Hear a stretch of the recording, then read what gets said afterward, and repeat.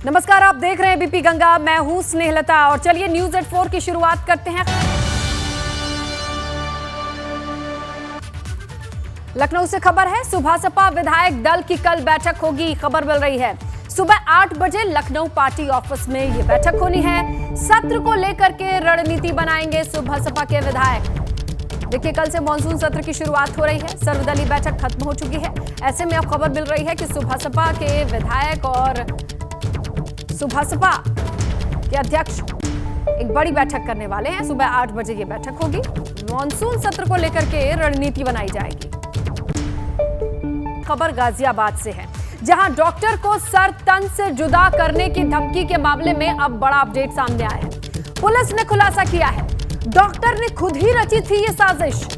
लोकप्रियता और सुरक्षा पाने के लिए डॉक्टर ने ये मनगढ़ंत कहानी रची थी। नंबर ट्रेस करने के बाद पुलिस को जांच में यह पता चला, दरअसल डॉक्टर ने शिकायत की थी हिंदू संगठन से जुड़े होने की वजह से अमेरिका से कॉल आई है, धमकी मिली है। जब पुलिस ने पूरे मामले को खंगाला तो पता चला कॉल बिहार के अनीस कुमार ने अस्थमा की बीमारी के लिए कंसल्ट करने के लिए किया था, क्योंकि वो साजिश रचने वाले डॉक्टर अरविंद कुमार वत्स का पेशेंट था। पूछताछ में अनीश ने डॉक्टर का खुलासा किया और बताया कि गाजियाबाद आकर दवाई लेने के लिए कॉल की थी, जब डॉक्टर ने उसे धमकी भरा कॉल किया था। अब पुलिस ने डॉक्टर के केस को खारिज करते हुए डॉक्टर के खिलाफ सूचना देने की वजह से कार्रवाई की बात कही है। नहीं था, वैसे ही उन्होंने उनको भी चाहिए था ये नंबर। उन्होंने कहा कि दिखाओ, वैसे कॉलिंग में कोई प्रॉब्लम तो नहीं है इसमें बातचीत करने में। मैंने कहा तो एक काम करो, पहले आप यही नंबर ले लो। इससे मैंने फर्स्ट कॉल मैंने की थी उनको। अच्छा, डॉक्टर ने आपसे ये विदेशी नंबर की मांग की थी? हाँ, इस वजह से मैंने उनको वही सबसे पहले यही नंबर दिया था। उसके बाद उसी नंबर से ही बात हुई। हम लोग को ये पूरा मामला संदिग्ध लग रहा था और अब ये प्रूव हो गया है कि डॉक्टर ने अपनी लोकप्रियता पाने के लिए ये हरकत करी है। डॉक्टर के विरुद्ध झूठी सूचना पुलिस को देने के लिए, भ्रामक सूचना देने के लिए हम इस मैटर को एक्सपंज करके इसमें जो भी आवश्यक वैधानिक कार्रवाई है हम तुरंत करें। तो देखा आपने किस तरीके से पुलिस का कहना है कि एक पूरी साजिश, एक जाल रचा। नंबर को जब ट्रेस किया गया तो बिहार का नंबर मिला और कुल मिलाकर के खुद के बने जाल में ही डॉक्टर साहब फंस गए। लोकप्रियता और सुरक्षा के लिए इन्होंने हिंदूवादी संगठन से जुड़े हुए खुद को बताया और खुद ही क्लेम किया कि मुझे सर तन से जुदा करने की धमकी मिली है। और इस खबर पर अब जो बड़ी अपडेट है वो ये है कि लोकप्रियता के लिए डॉक्टर ने ये झूठी कहानी रची थी। नंबर ट्रेस करने के बाद पुलिस को ये पता चला कि डॉक्टर साहब ने खुद के लिए ये कहानी गढ़ी और उसे सर्कुलेट किया। और देखिए, इसी बीच आपको बताते चले कि लखनऊ से खबर है, मानसून सत्र को लेकर के सर्वदलीय बैठक खत्म हो चुकी है। विधानसभा अध्यक्ष सतीश महाना की अध्यक्षता में यह बैठक हुई है, जहां सत्र को सुचारू रूप से चलाने पर चर्चा हुई है। कल से शुरू हो रहा है विधानसभा का मानसून सत्र और उससे पहले सर्वदलीय बैठक के खत्म होने की खबर आ गई है। सभी दलों को बुलाया गया कि सत्र सुचारू रूप से चले, सबका सहयोग मिले, सभी अपनी बातों को रखें, पक्ष और विपक्ष स्वस्थ और सामान्य तरीके से बहस करें, चर्चा करें। इसी मद्देनजर ये बड़ी बैठक थी। विधानसभा अध्यक्ष सतीश महाना ने सर्वदलीय बैठक बुलाई थी। ये बैठक खत्म हो चुकी है। कल से विधानसभा का मानसून सत्र शुरू हो रहा है, इसीलिए ये बड़ी अपडेट है कि बैठक खत्म हो गई है। सभी दलों को बुलाया गया था। इसके साथ इस बैठक के खत्म होने की खबर मिल रही है। कल से विधानसभा का मानसून सत्र शुरू होने वाला है। सत्र सुचारू हो, सत्ता पक्ष विपक्ष सामान्य तरीके से चर्चा करें, इस बैठक के खत्म होने की खबर मिल रही है। वहीं देखिए, कल सत्र शुरू होने से पहले एबीपी गंगा ने विधानसभा स्पीकर से बात की, जिसमें मानसून सत्र के अलावा एक दिन महिलाओं के लिए इस सत्र को किए जाने को लेकर स्पीकर ने जवाब दिया। उत्तर प्रदेश विधानसभा का मानसून सत्र 19 सितंबर से शुरू हो रहा है और पहली बार उत्तर प्रदेश विधानसभा में एक पूरा दिन महिला विधायकों के नाम रहेगा। हमारे साथ विधानसभा अध्यक्ष सतीश महाना जी, उनसे जानेंगे। सर, ये पहली बार हो रहा है उत्तर प्रदेश की विधानसभा में, अगर हम देखें तो तकरीबन 100 वर्षों का तो इतिहास है इस भवन का भी और विधान परिषद का भी, कि पहली बार जो महिला विधायक हैं वो पूरा सत्र चलाएंगी। नहीं, पहली बार उत्तर प्रदेश की विधानसभा नहीं हो रहा, देश की किसी भी विधानसभा में पहली बार हो रहा है। इस प्रकार का मुझे जानकारी नहीं है कि अन्य किसी विधानसभा में देश में इस प्रकार का कोई अवसर दिया गया। महिला दिवस के ऊपर तो कुछ महिलाओं के ऊपर अवसर मिला होगा, लेकिन रूटीन में एक सारे का सारा दिन महिला सदस्यों के लिए समर्पित और उनको अपनी बात कहने का अवसर दिया जाए, ये देश में पहली बार किसी भी विधानसभा में हो रहा है। और मुझे विश्वास है कि जिस प्रकार का उत्साह में महिला विधायकों के मैं देख रहा हूँ अपनी बात कहने के लिए, विषय के ऊपर जानकारी करने के लिए, उसके ऊपर चर्चा करने के लिए, तो मुझे अच्छा लगेगा कि सारी की सारी लगभग मेरे पास 47 महिला सदस्य हैं, मिनिस्टर्स को मिला के और पुरानी और नए सदस्यों को मिला कर। बहुत अच्छी पढ़े लिखे बहनें यहाँ पर हैं, बेटियाँ हैं यहाँ पर, कि जो उन्होंने बहुत अच्छी तरीके से, मैं बहन और बेटी के भाव के साथ कह रहा हूँ, महिला सदस्य तो माननीय विधायक हैं ही हैं, लेकिन बहुत MBA हैं महिला सदस्य, डॉक्टर्स हैं महिला सदस्य, एडवोकेट्स हैं महिला सदस्य, तो अच्छे सुझाव उनके आ सकते हैं। और उनका मैं कहता हूँ कि देश, प्रदेश और प्रदेश की 50% आबादी को वो रिप्रेजेंट कर रही हैं यहाँ पर, तो उनकी बात कहने का उनको अवसर मिलना चाहिए। और मुझे इस बात की प्रसन्नता है कि मुख्यमंत्री जी से जब मैंने चर्चा करी तो उन्होंने इसके ऊपर अपनी हामी भरी, और आज जिस समय कार्य मंत्रणा की बैठक में इसके ऊपर चर्चा तो सभी दलों के माननीय विधायकों को इसके ऊपर समर्थन मिला। मुझे, आप विधानसभा अध्यक्ष हैं, सदन को सुचारू रूप से चलाने की जिम्मेदारी आप पर है। आज ऑल पार्टी मीट हुई है, विपक्ष यही कह रहा है कि बहुत कम दिन, 4 या 5 दिन का ही सेशन चल रहा है, जबकि नियम है कि 2 महीने में 10 दिन कम से कम चलना चाहिए। तो ये एक मुश्किल आएगी कल से। जितने दिन चले उतने दिन सब लोग अच्छे तरीके से चलाएं, यही मेरा निवेदन है। तो इस पर भी आज चर्चा हुई है कुछ। अब वो सरकार का होता निर्णय कि क्या बिजनेस गवर्नमेंट के लिए लेकर आना है, तो बिजनेस लाने का, बिजनेस बिल लाने हैं, या फिर जिन दिनों बजट आता है उस पर बजट पर चर्चा होती है, जिसमें महामहिम श्री राज्यपाल जी का विभाग उसके ऊपर होती है। नियमों के अंतर्गत चलती है, परंपराओं पर चलती है, बिजनेस के कारण चलती है। तो अभी जो तय हुआ वो 19 तारीख से लेकर 23 तारीख का था। समाजवादी पार्टी ने 14 तारीख को एक वो विधानसभा में सब धरना देने आ रहे थे, पैदल आ रहे थे। अब कह रहे हैं कि 19 तारीख को सब लोग पैदल आएंगे और यहाँ पर धरना देंगे। वो जिससे भी आए विधानसभा के मंडप में मैं उनका स्वागत करूंगा। पैदल आएंगे तो उनका स्वागत है, गाड़ी से आएंगे तो स्वागत है। विधानसभा के मंडप में उनको सीढ़ी या लिफ्ट से आना पड़ेगा।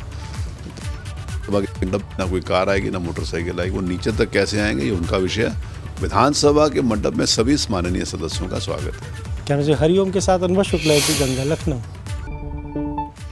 आगे बढ़ेंगे। पहाड़ों से लेकर जमीन तक आसमानी आफत का कहर जारी है। उत्तराखंड में बारिश से हाल बुरा है।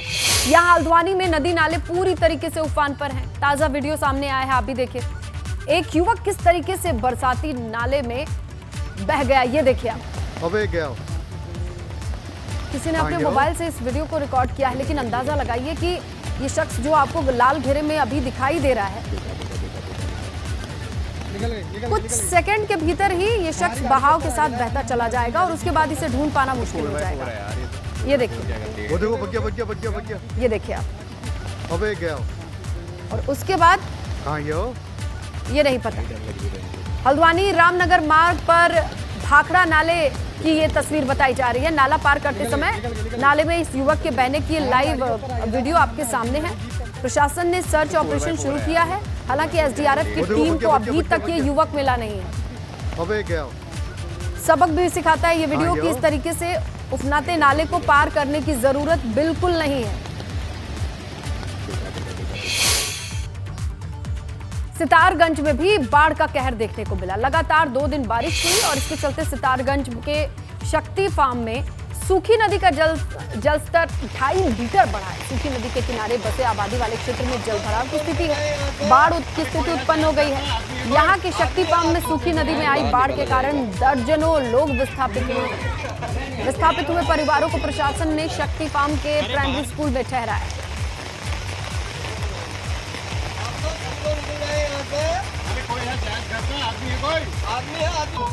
बाहर निकाला जाएगा। तो वही देखिए, यूपी में भी लगातार बारिश से हाल बेहाल है। सीतापुर जेल में 2 तहसील भारी बारिश से किस कदर प्रभावित है वो भी हम आपको बताएंगे। इसके साथ ये भी जान लीजिए कि बांधों से 5 लाख क्यूसेक पानी छोड़े जाने के बाद बाढ़ जैसे हालात हैं। आवागमन बाधित है, ग्रामीणों को नाव का सहारा लेना पड़ रहा है। हालात को देखते हुए प्रशासन की निगरानी की बात कही जा रही है, लेकिन ये देखिए आप,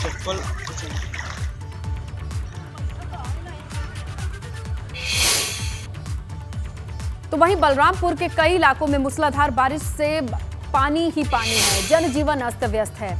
नेपाल की तराई होने के कारण यहां पर दर्जनों नाले बहते हैं, जो बाढ़ और डूब क्षेत्र की समस्या बनते हैं। वहीं राप्ती नदी भी खतरे के निशान के पास है। आलम यह है कि लगभग आधा शहर मानो पानी में डूब चुका है। जल भराव की समस्या से लोग परेशान हैं।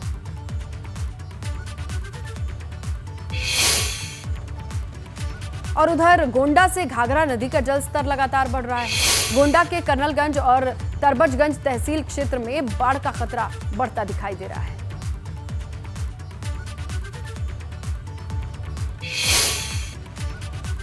पहाड़ों पर हो रही बारिश से मैदानी इलाकों में नदियों का जलस्तर बढ़ा हुआ है। बाराबंकी की बात करें तो सरयू नदी का जलस्तर खतरे के निशान को पार कर चुका है। सरयू नदी का जलस्तर जो है खतरे के निशान से 48 सेंटीमीटर ऊपर है।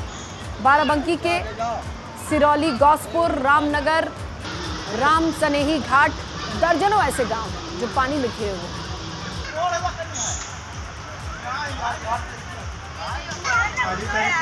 हैं। 18 है ना। तो देखिए बाराबंकी की तस्वीरें हैं, चारों तरफ आपको पानी ही पानी दिखाई देगा और पानी का एक सिरा, एक छोर कैमरे में कैद हो पाया है, लेकिन ये पानी कई गांव तक पहुंच चुका है। और ऐसे में जितने भी नदी के किनारे बसे गांव हैं, उनकी हालत का अंदाजा आप लगा सकते हैं, क्योंकि सरयू खुद खतरे के निशान से ऊपर बढ़ रही है और लगातार बढ़ता जलस्तर चिंता को भी बढ़ा रहा है। तो यूपी में चल रहे मदरसों के सर्वे पर आज देवबंद में 250 से ज्यादा मदरसा संचालकों की बैठक बुलाई गई। बैठक के बाद प्रेस कॉन्फ्रेंस करते हुए मौलाना अरशद मदनी ने कहा कि उन्हें सरकार के सर्वे से कोई दिक्कत नहीं है। मदरसा सर्वे करना सरकार का अधिकार है।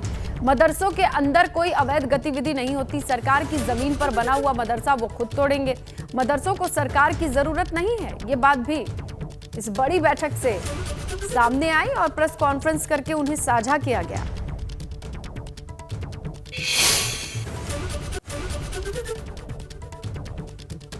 तो देखिए आज बहुत अहम रहा, जहां पर 250 मदरसा संचालकों को एक साथ बुलाया गया, एक बड़ी बैठक रही। इसमें ये बात निकल करके सामने आई कि सर्वे होने दीजिए, सरकार अगर जानकारी हासिल करना चाहती है तो करे।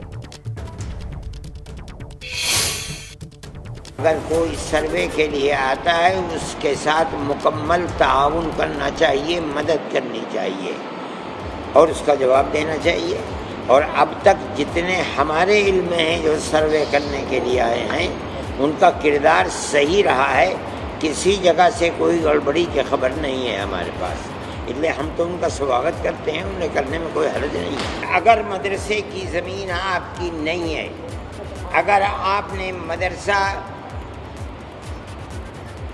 पहाड़ी ज़मीन के ऊपर जो गवर्नमेंट की ज़मीन है, आपने जंगल की ज़मीन के ऊपर मदरसा बना लिया है, ग्राम पंचायत की ज़मीन पर मदरसा आपने बना लिया है, किसी दूसरे की ज़मीन पर मदरसा बनाएंगे, गवर्नमेंट की ज़मीन पर मदरसा या मस्जिद बनाएंगे, वो हकीकत ये है कि मदरसा और मस्जिद नहीं होगी अगर वो उसको तोड़ देते हैं, उनका हक है। जिस तरह मस्जिद हमारा मذहब है, इसी तरह मदरसे हमारा मذहब है।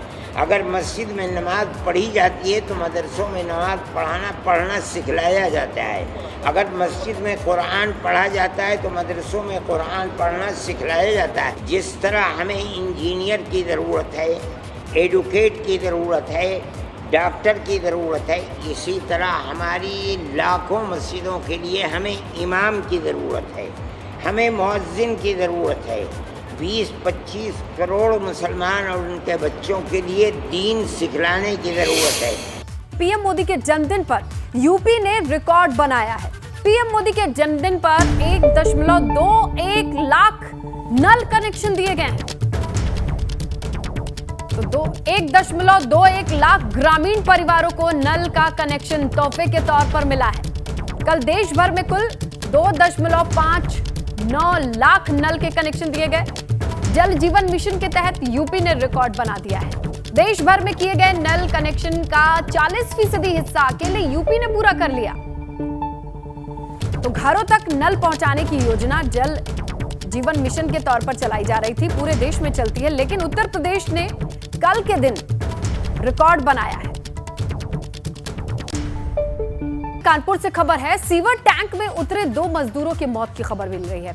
साथियों को बचाने के लिए 2 और मजदूर उतरे टैंक में और उनकी हालत भी बिगड़ी हुई है। गंभीर हालत में 2 मजदूरों को अस्पताल भर्ती कराया गया है। सीवर टैंक में उतर करके शटरिंग खोलते वक्त यह हादसा हुआ है। निर्माणाधीन मकान में बनाया जा रहा था सीवर टैंक। बर्रा थाना क्षेत्र के मालवी बिहार का यह पूरा मामला। लखनऊ में शान से निकाला गया शहीदों के चहल्लुम का जुलूस। ये खबर जहां इलाके में नाजिम साहब के इमाम बाड़े से निकाला गया जुलूस। हजारों की संख्या में लोगों ने चहल्लुम के जुलूस में शिरकत की। सुरक्षा के कड़े इंतजाम के बीच निकाला गया ये जुलूस। कोरोना महामारी के 2 साल बाद चहल्लुम के जुलूस को निकलते देख सकते हैं। चप्पे चप्पे पर राजधानी में अगर कहें पैनी नजर है सुरक्षा के मद्देनजर। पाटा नाला से निकल करके बिलौचापुरा, बाजार खाला, हैदरगंज से ताल कटोरा, करबला पहुंचेगा यह जुलूस।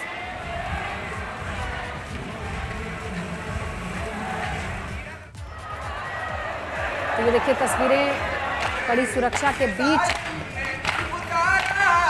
72 शहीदों के नाम ये मातम मनाता जुलूस आगे बढ़ता नजर आया।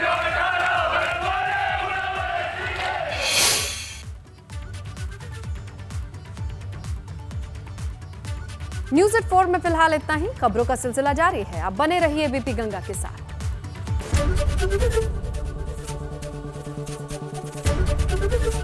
एबीपी गंगा, खबर आपकी, जुबान आपकी।